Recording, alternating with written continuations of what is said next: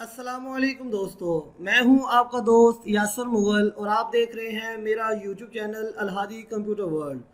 दोस्तों, आज मैं हाजिर हुआ हूं एक नए सॉफ्टवेयर के साथ।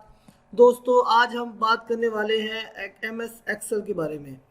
दोस्तों, एम एक्स एक्सेल बहुत ही इम्पोर्टेंट सॉफ्टवेयर है डाटा एंट्री के लिए। दोस्तों, दुनिया भर में आप कहीं पे भी डाटा एंट्री का काम करना चाहते हैं और अपने काम को बहुत आसान बनाना चाहते हैं तो आपको एक्सेल पे काम करना पड़ेगा।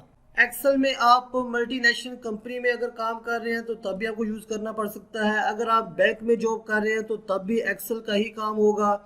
उसके अलावा बहुत सी कंपनीज ऐसी होती हैं जो आज भी एक्सेल पे ही अपना डाटा सेव करती हैं। तो आपको मल्टीनेशनल कंपनी में भी जॉब करनी हो तब भी आपको एक्सेल का आना बहुत ज़रूरी है। इसके साथ साथ आप डेली रूटीन में अगर आप किसी शॉप पे काम कर रहे हैं, वहाँ का डाटा आपने सेव करना है, या किसी होलसेल मार्केट में काम कर रहे हैं, वहाँ पे आपने डिफरेंट ब्रांड्स की डाटा एंट्री करनी है, तो आप सारा का सारा काम आप एक्सेल पे ही करेंगे।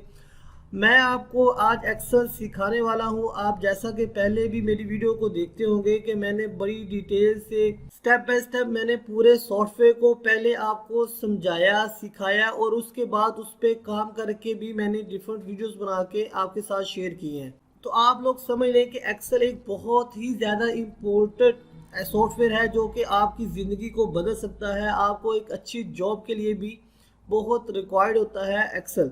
तो मैं आपको ये सॉफ्टवेयर भी बाकी सॉफ्टवेयर की तरह ज़ीरो से स्टार्ट करूंगा और एडवांस लेवल तक मैं आपको ये सॉफ्टवेयर सिखाऊंगा।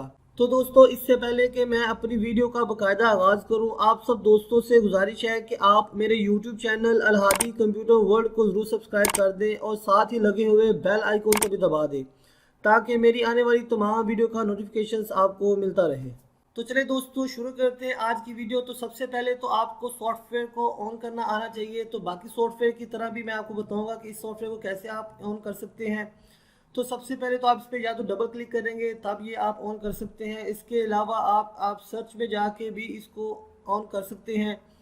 उसके साथ साथ अगर आप इस पर राइट क्लिक करेंगे और इसकी प्रॉपर्टीज़ में जाएंगे और यहाँ पे हमारे पास शॉर्टकट में एक ऑप्शन होती है शॉर्टकट कीज़ की। यहाँ पे अगर आप कंट्रोल का बटन प्रेस करेंगे तो साथ ही आल्ट का बटन भी आ जाएगा। अब यहाँ पे कोई भी कीज़ आप अपनी मर्ज़ी से रख सकते हैं। कोई भी कीज़ यहाँ पे मैं रख लूँगा और उसके बाद इसको मैं अप्लाई करूँ या ओके करूँगा। तो अब मैं अपने कीबोर्ड से भी इसको ऑन कर सकता हूँ। आप कंट्रोल और आर का बटन प्रेस करने के बाद जो भी आपने कीज़ दी होगी, जैसा कि मैंने क्यू कीज़ दी थी, इसको ऑन करूँगा, प्रेस करूँगा तो ये देखें ऑटोमेटिकली एक्सेल आपका ऑन हो जाएगा। जैसे ही आप एक्सेल को ऑन करेंगे तो हमारे सामने कुछ इंटरफेस आएगा इस तरह का। आप नया पेज लेना चाहते हैं तो आप ब्लैंक वर्कबुक यहाँ से सेलेक्ट करेंगे, अदरवाइज आपने इससे पहले कोई काम कर चुके हैं तो यहाँ से उसको भी सिलेक्ट कर सकते हैं। तो मैं फ़िलहाल यहाँ से ब्लैंक वर्कबुक को सिलेक्ट करता हूँ और हमारे सामने ये एम एस वर्ड का इंटरफेस आ जाएगा कि कैसा ये एक्सेल नज़र आता है।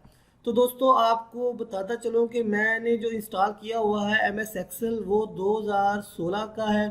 अगर आप 2007 या इससे ऑनवर्ड कोई भी यूज़ कर रहे हैं तो जो मेरी वीडियोस होंगी वो सबके लिए ही होगी। तो लेकिन ज़्यादा फ़र्क नहीं है 2007 और बाकी में, तो आप कोई भी वर्जन यूज़ कर सकते हैं। तो दोस्तों, इसमें सबसे पहले जो ऊपर हमारे पास ये बार नज़र आ रही है इसको हम टाइटल बार बोलते हैं। यहाँ पे आपको बताया जा रहा है कि आप कौन सा सॉफ्टवेयर यूज़ कर रहे हैं। जैसे हम एक्सेल सॉफ्टवेयर यूज़ कर रहे हैं और बुक 1, यहाँ पे हर एक का डिफरेंट तरीके से बताने का वे होता है। जैसे अगर आपने एम एस वर्ड यूज़ करें तो वहाँ पे डॉक्यूमेंट्स नंबर 1 होता है। अगर आपने इन पेज यूज़ करें तो वहाँ अनटाइटल नंबर 1 लिखा होता है। और अगर आप एक्सेल यूज़ कर रहे हैं तो यहाँ पे बुक 1 होता है। अगर आपकी ये फाइल सेव है तो यहाँ पे आपकी फाइल का नाम आएगा। उसके बाद यहाँ पे हमारे पास ये मेन्यू बार है, फाइल है, होम है, उसके अलावा इंसर्ट है, पेज लेआउट है, फार्मूलाज है, डाटा है, रिव्यू भी है और उसके अलावा भी हमारे पास डिज़ाइन, फॉर्मेट और बहुत सी और भी टैब यहाँ पे ऑन होती हैं। तो इसका भी हम 1 बाय 1 देखेंगे इसको कैसे यूज़ करते हैं। उसके बाद अगर हम चलते हैं यहाँ पे तो इसको हम नेम बॉक्स बोलते हैं। याद रखिएगा, नेम बॉक्स है। यहाँ पे हमने कोई भी सिलेक्शन करते हैं, किसी भी सेल की सिलेक्शन करते हैं तो यहाँ पे नेम बॉक्स में उसका नेम आ जाएगा। इसको हम सेल बोलेंगे। ये एक सिंगल जो बॉक्स आपके सामने बना हुआ है इसको हम सेल बोलते हैं।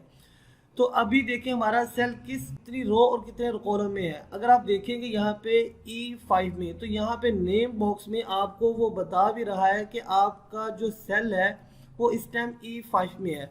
अगर आप यहाँ पे किसी और जहाँ पे सिलेक्ट करते हैं तो यहाँ पे अब बताएगा कि आप F10 में काम कर रहे हैं या आपका जो सेल है वो सिलेक्टेड जो है वो F10 है। उसके बाद दोस्तों यहाँ पे हमारे पास ये फार्मूला बार आती है। जो भी हम यहाँ पे फार्मूला लिखेंगे पुट करेंगे वो यहाँ पे शो भी होगा। अगर इसमें कुछ चेंजिंग करनी है तो आप यहाँ पे जाके चेंजिंग नहीं कर सकते। अगर आपने चेंजिंग करनी है तो आप यहाँ पे जाके चेंजिंग करेंगे। फॉर एग्जांपल यहाँ पे अगर मैं अपना नाम ही लिखता हूँ तो मुझे अगर इसमें कोई चेंजिंग करनी है तो मैं यहाँ पे चेंजिंग नहीं करूँगा। अगर मैं यहाँ पे बैक स्पेस दबाऊंगा ये तो ख़त्म हो जाएगा, मुझे फार्मूला बार में जाके ही चेंजिंग करनी पड़ेगी। अदरवाइज मैं अगर यहाँ पे बैक स्पेस दबा के इसको चेंज करना चाहूँ या कुछ लिखना चाहूँ तो नहीं लिख सकता, वो ऑटोमेटिकली ख़त्म हो जाएगा। उसके अलावा भी हमें यहाँ पे फार्मूला बार दिखाएंगे, आपको फार्मूला पुट करते हैं यहाँ पे तो वो सारी डिटेल आपको यहाँ पे दिखाई जाएगी। ये फार्मूला बार भी काफ़ी लंबी होती है। इसके अलावा यहाँ पे अगर छोटा सा बटन आपको बना होगा, अगर मैं इस पर क्लिक करूँगा तो फार्मूला बार मज़ीद नीचे की तरफ एक्सटेंड हो जाएगी। आपको पता चलेगा कि फार्मूला बार भी काफ़ी बड़ी है और एक्सेल में बहुत बड़े बड़े फार्मूलाज होते हैं। ये आपको लग रहा है कि शायद इतनी लंबा फार्मूला नहीं होगा, लेकिन एक्सेल में बहुत बड़े बड़े फार्मूलाज यूज़ होते हैं। यहाँ पे छोटा सा ये FX बना हुआ है, ये इस पर फंक्शन होता है। अगर आप इस पर क्लिक करेंगे तो आपके पास जो भी आप फंक्शन यूज़ करना चाहते हैं, या फंक्शन भी फार्मूला को ही कहते हैं बेसिकली, सम का, एवरेज का, इफ़ का, और बहुत से फार्मूला हैं जो मैं आपको सिखाऊंगा। उसके बाद यहाँ पे अगर क्लिक करेंगे, अगर ऑल पे करेंगे तो सारे के सारे आपके पास फार्मूला आ जाएंगे, फंक्शंस आ जाएंगे। या यहाँ पे कोई स्पेसिफिक आप सेलेक्ट करते हैं तो उसके मुताबिक भी यहाँ पे फार्मूलाज आने शुरू हो जाएंगे। तो ये सब हम आने वाले लेक्चर में सीखते रहेंगे। उसके बाद दोस्तों यहाँ पे देखेंगे जैसे A है, B है, C है, D है, ये सारी हमारे कॉलम है। अब ये बहुत लंबी लिस्ट होती है कॉलम की, आप देख सकते हैं जैसे मैं आगे जाते जा रहा हूँ ये कॉलम बहुत लंबी लिस्ट में आपको दिखाए जाएंगे। अगर आप चाहते हैं कि आप बिल्कुल लास्ट कॉलम पे चले जाएं तो आप अपने कीबोर्ड से कंट्रोल और राइट एरो कीज को प्रेस करेंगे तो आप बिल्कुल लास्ट कॉलम में चले जाएंगे। अब ये कितना होता है, ये तकरीबन राउंड अबाउट 16,385 समथिंग कॉलम है हमारे पास। अगर आप वापस आना चाहते हैं तो कंट्रोल और लेफ्ट एरो की को प्रेस करेंगे तो आप पहले कॉलम पे वापस आ जाएंगे। इसी तरह रोज़ हैं, बहुत सी रोज़ हैं। आप नीचे की तरफ जाते जाएंगे तो हमारी रोज़ आपको दिखने शुरू हो जाएंगी। ये भी बहुत ज़्यादा रोज़ होती हैं। अगर आप दोबारा कंट्रोल को प्रेस करके रखेंगे और डाउन एरो कीज को प्रेस करेंगे तो आप बिल्कुल लास्ट रो पे चले जाएंगे। आप देख सकते हैं कि आपके पास 10,48,576 रोज मौजूद हैं। तो आप समझ सकते हैं कि एक पेज पे, एक शीट पे आप इतना बड़ा डाटा लिख सकते हैं। लेकिन मैं आपको बताता चलूँ कि कभी कभी ऐसा होता है कि मल्टीनेशनल कंपनीज में अगर आप काम कर रहे हैं या बहुत बड़ी होलसेल मार्केट में आप काम कर रहे हैं तो ये डाटा आपके लिए बहुत थोड़ा है। तो आप देखेंगे कि एक्सेल पे बहुत बड़े लेवल का काम होता है, तो इसलिए एक्सेल बहुत इंपॉर्टेंट होता है और पूरी दुनिया में बहुत ज़्यादा यूज़ होता है। और अगर आप वापस अपनी पहली ही रो पे वापस जाना चाहते हैं तो कंट्रोल को प्रेस करके रखें और अपर एरो की पे क्लिक करेंगे तो आप पहली रो पे वापस आ जाएंगे। उसके अलावा आप यहाँ पे देखें छोटी सी स्पेस यहाँ पे, अगर यहाँ पे आप लेफ़्ट क्लिक करेंगे, माउस का लेफ़्ट क्लिक करेंगे तो आपको नेम बॉक्स में वो दिखा रहा है कि 10,48,576 रो है और 16,384, मैंने 85 बोल दिया था लेकिन 84 होता है, 84, तो 16,384 कॉलम आपके टोटल एक शीट में मौजूद है। अब शीट क्या होती है, आप यहाँ नीचे देखेंगे हमारे पास तो शीट नंबर 1 अभी हम यूज़ कर रहे हैं। आप शीट की तादाद को कम या ज़्यादा कर सकते हैं। अब ज़्यादा करने के लिए आप यहाँ प्लस के बटन यहाँ पे मौजूद है, अगर आप इस पर क्लिक करते जाएंगे तो आप sheet number 2, sheet number 3, sheet number 4, इसी तरह आप शीट बढ़ा सकते हैं। हर शीट पे वही कॉलम और वही रोज़ होगी। इसका मतलब है कि आप अब बहुत ज़्यादा डाटा या बहुत ज़्यादा जो काम है वो एक ही फाइल में डिफरेंट शीट में रख सकते हैं। यहाँ पे आप स्कूल का डाटा एंट्री करना चाहें तो वो कर सकते हैं। उसके अलावा बहुत सा काम है, मैं आने वाले वीडियोस में आपको सारा काम करके भी दिखाऊंगा और कैसे कैसे काम होता है वो भी बताऊंगा इंशाल्लाह। उसके अलावा अगर आप चाहते हैं कि 2 के बाद शीट ऐड हो तो आप 2 को सिलेक्ट करके रखें और तो फिर आप यहाँ पे न्यू शीट लेंगे तो 2 के बाद देखें शीट नंबर 6 ऐड हुई है, ये देख सकते हैं। अगर उसके बाद फिर मैं ऐड करूँगा तो उसके बाद 7 ऐड होगी, ना कि एंड पे जाके 6 और 7 आएगी। उसके अलावा अगर आप शीट को चाहते हैं कहीं ड्रैग एंड ड्रॉप भी कर सकते हैं। अगर आप चाहते हैं जैसे कि शीट नंबर 6 है, आप ये शीट नंबर 5 के बाद लाना चाहते हैं, तो मैं इसको सेलेक्ट करूंगा और उठा के ड्रैग करके इसको 5 के बाद रख दूंगा, तो ये देखिए 5 के बाद आ जाएगी। इसी तरह आप 7 को भी उठा के ला सकते हैं, या और करना चाहें तो आप 6 या 5 या 4 को 1 के बाद ले जाना चाहते हैं तो वो भी ले जा सकते हैं।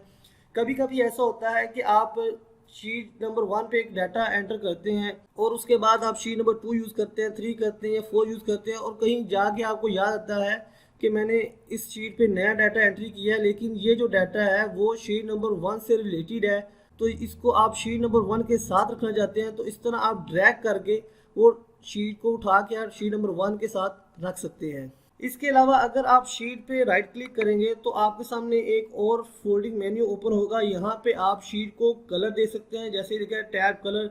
आप कोई भी कलर यहाँ से सेलेक्ट करेंगे तो वो शीट के ऊपर कलर लग जाएगा। ये देखिए अब रेड कलर की शीट नंबर 1 रेड कलर का हो गया है। उसके अलावा अगर इस पर राइट करेंगे, इसको रीनेम भी दे सकते हैं। आप शीट नंबर 1 से ना याद रखें, आप अपनी डाटा एंट्री के मुताबिक इसका नाम रख सकते हैं। अगर आपको स्टूडेंट रिकॉर्ड करना चाहते हैं तो स्टूडेंट रिकॉर्ड के नाम से आप इस शीट का नाम रख सकते हैं। उसके अलावा अगर आप इस पर दोबारा राइट क्लिक करेंगे तो इसको हाइड भी आप कर सकते हैं, सेलेक्ट ऑल कर सकते हैं, इसको मूव कर सकते हैं, इसकी कॉपी ले सकते हैं और इसको डिलीट भी आप कर सकते हैं। एक बात आपने याद रखनी है कि अगर आपने शीट को डिलीट कर दिया तो ये परमानेंटली डिलीट हो जाएगी। मेरे कहने का मकसद है कि अगर आप कोई और किसी सॉफ्टवेयर में काम कर रहे हो तो आप Ctrl+Z का बटन प्रेस करने से अनडू तो कर सकते हैं, लेकिन अगर आपने शीट को डिलीट कर दिया तो ये अनडू नहीं होगी। जैसा कि फॉर एग्जांपल अगर मेरे पास यहाँ पे मैं कुछ डाटा एंट्री कर देता हूँ,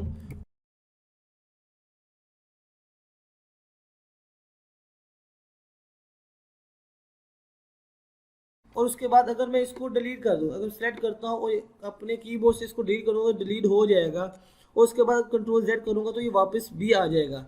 तो डाटा लिखा हुआ आपका डिलीट हो जाए या उसको आप वापस लाना चाहें तो आप ला सकते हैं। लेकिन एक बात याद रखिएगा, अगर मैंने गलती से शीट डिलीट कर दी तो ये परमानेंटली डिलीट होगी, Ctrl+Z से वापस नहीं आएगी। देखिए अगर मैं इस पर राइट क्लिक करता हूँ तो यहाँ पे मैं डिलीट के ऑप्शन पे क्लिक करूँगा तो ये हमें पहले वार्निंग देगा कि Microsoft Excel will permanently delete this sheet, do you want to continue. इसका मतलब ये है कि आपकी जो एक्सेल की शीट है वो परमानेंटली डिलीट हो जाएगी, वापस नहीं आएगी, आपका डाटा वापस नहीं दोबारा आएगा। तो आप इसको कंटिन्यू करना चाहते हैं, अगर आप इसको वाकई डिलीट करना चाहते हैं तो डिलीट करेंगे तो ये परमानेंटली डिलीट हो जाएगी। अब आप जितना मर्जी Ctrl+Z का बटन प्रेस करते रहें तो आपकी शीट वापस नहीं आएगी। उसके बाद दोस्तों यहाँ पे अगर आप राइट कॉर्नर पे देखेंगे तो हम जूम इन या जूम आउट कर सकते हैं अपने कीबोर्ड से भी। अगर आप कंट्रोल का बटन प्रेस करके रखें और माउस के रूलर से आप उसको ऊपर नीचे करेंगे तो आपका जूम इन जूम आउट हो जाएगा। अदरवाइज अगर आप लैपटॉप यूज़ कर रहे हैं तो यहाँ से अगर आप जूम इन करेंगे तो आप जूम इन होता जाएगा आपका पेज, और अगर इसे करेंगे तो जूम आउट होना शुरू हो जाएगा। तो आप यहाँ से जूम इन जूम आउट कर सकते हैं। तो दोस्तों ये था इंट्रोडक्शन MS एक्सेल का। उम्मीद करता हूँ आपको इसकी समझ आई होगी। अब नेक्स्ट वीडियो में मैं आपको इसके अंदर डाटा एंट्री करके दिखाऊंगा और बहुत सा काम फार्मूला लगाने का तरीका, और ये बहुत लेंथी है। मैं इंशाल्लाह ताला पूरी कोशिश करूंगा कि आपको MS एक्सेल में बिल्कुल ज़ीरो से स्टार्ट करके आपको बिल्कुल एक्सपर्ट बना दूंगा। हर तरह से मैं आपको MS एक्सेल में काम करने का तरीका बताऊंगा। इंशाल्लाह ताला जब आप इसके लास्ट लेक्चर तक प्रॉपर तरीके से इसको देखेंगे तो इंशाल्लाह ताला आप इसमें एक्सपर्ट हो चुके होंगे। मैं बड़ी डिटेल से स्टेप बाय स्टेप हर काम आपको करके दिखाऊंगा, समझाऊंगा और हर तरीके से आपको इसमें काम करने का तरीका बताऊंगा। तो जाने से पहले आप सब दोस्तों से गुजारिश है कि मेरी वीडियो को ज़रूर लाइक करें, मेरे चैनल को सब्सक्राइब भी करें और अपने दोस्तों के साथ भी ज़रूर शेयर करें।